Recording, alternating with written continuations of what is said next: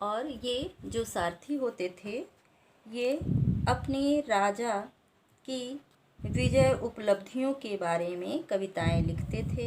ये रचनाएं मौखिक रूप से पीढ़ी दर पीढ़ी पहुंचती रहती थी। लगभग 5वीं शताब्दी ईसा पूर्व से ब्राह्मणों ने इस कथा परंपरा पर एकाधिकार स्थापित कर लिया। मतलब अब लिखने का अधिकार किसके हाथ में आ गया? ब्राह्मणों के हाथ में आ गया। और ब्राह्मणों ने इस पर लेखन कार्य शुरू किया। कब किया? 5वीं सदी ईसा पूर्व में। ईस्वी 5वीं सदी ईस्वी पूर्व में क्या हुआ कि लेखन कार्य ब्राह्मणों के हाथ में आ गया और ब्राह्मणों ने महाभारत को लिखना शुरू किया। इसी काल में कुरु तथा पांचाल महाभारत के कथानक का केंद्र बिंदु जो है वो है कुरु और पांचाल परिवारों के मध्य मतभेद और युद्ध का वर्णन इसकी विषय वस्तु है। तो कुरु तथा पांचाल का राजतंत्र के रूप में उदय हो रहा था। इतिहासकारों के अनुसार महाभारत की रचना एक लंबे काल तक चलती रही। इसकी रचना काल को 200 ईसा पूर्व से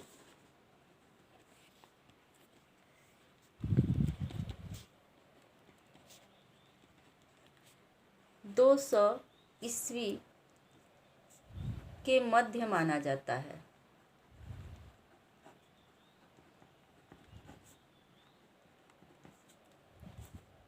तो कौरवों और पांडवों के मध्य युद्ध का वर्णन महाभारत की प्रमुख घटना है। साथ ही विभिन्न महाजनपदों पर भी इससे प्रकाश पड़ता है। उस समय के महारथियों पर प्रकाश पड़ता है। और यह जो महाभारत एक विशालतम ग्रंथ है इसकी रचना काल क्या है? 200 ईसा पूर्व से 200 ईस्वी के मध्य माना गया है। और प्रारंभिक इस काल में पूज्य देवता के रूप में विष्णु के महत्व में वृद्धि स्वीकार की गई है तथा महाकाव्य के महत्वपूर्ण नायक श्री कृष्ण हैं। जैसा कि आप लोग महाभारत में देख रहे होंगे इसके प्रमुख नायक कौन है?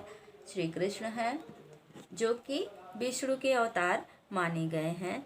लगभग 200 से 400 ईस्वी के बीच मनु स्मृति से मिलते जुलते उपदेशात्मक प्रकरणों को भी महाभारत में जोड़ दिया गया और इसके फलस्वरूप इस ग्रंथ के श्लोकों की संख्या 1 लाख हो गई।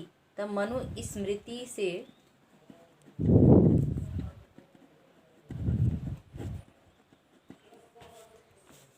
प्रकरणों के जुड़ने से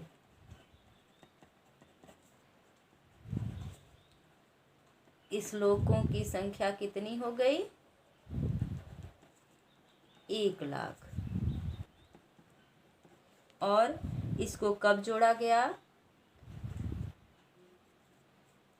दूसरी शताब्दी से चौथी शताब्दी के मध्य।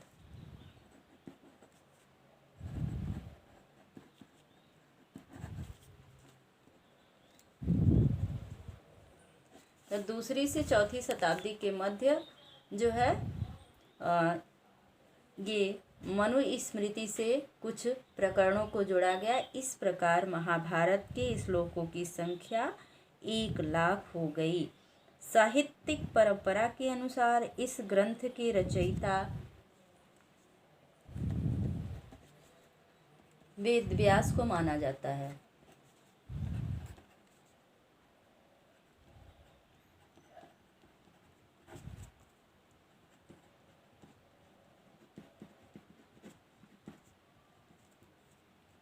जैसा कि हम सभी जानते हैं कि महाभारत के रचनाकार कौन है? वेद व्यास हैं जिन्होंने महाभारत में वर्णित कहानियों घटनाओं को क्रमिक रूप से संकलित कर एक महाकाव्य अथवा ग्रंथ का रूप दिया। मतलब कि समय समय पर जोड़े गए श्लोकों को क्रमिक रूप से लिखने का काम किसने किया? वेद व्यास ने किया। इसीलिए इन्हें महाभारत का रचनाकार माना जाता है।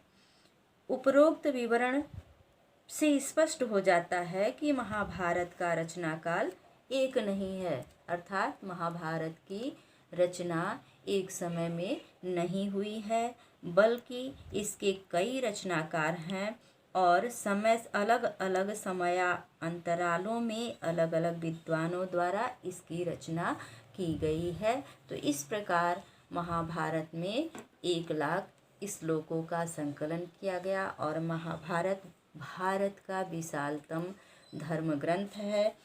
अब हम महाभारत के विषय वस्तु पर प्रकाश डाल रहे हैं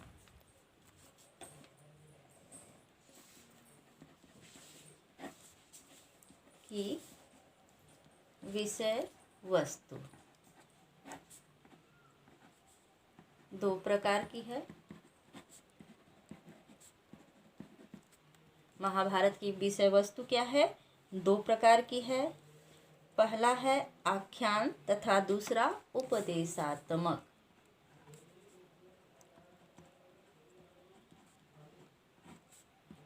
आख्यान विषय वस्तु, दूसरा उपदेशात्मक विषय वस्तु। ये 2 प्रकार की महाभारत की विषय वस्तु है। आख्यान भाग में कहानियों का संग्रह है, जैसा कि अभी हमने ऊपर बताया कि मनुस्मृति से कुछ श्लोकों को जोड़ा गया, कुछ कहानियों को जोड़ा गया। तो इस तरह के जो कहानियाँ थीं वो आख्यान विषय वस्तु में आती हैं।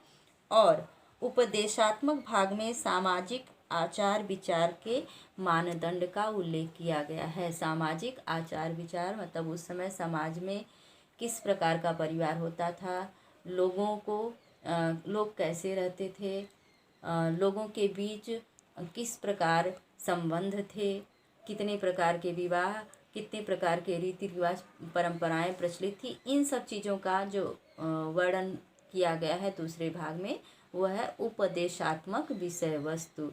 इस प्रकार महाभारत की विषय वस्तु 2 भागों में विभक्त है। आख्यान विषय वस्तु कहानियों का संग्रह और उपदेशात्मक विषय वस्तु सामाजिक रीति रिवाज परंपराएं आदि का जिसमें उल्लेख होता था उसे उपदेशात्मक विषय वस्तु कहा गया।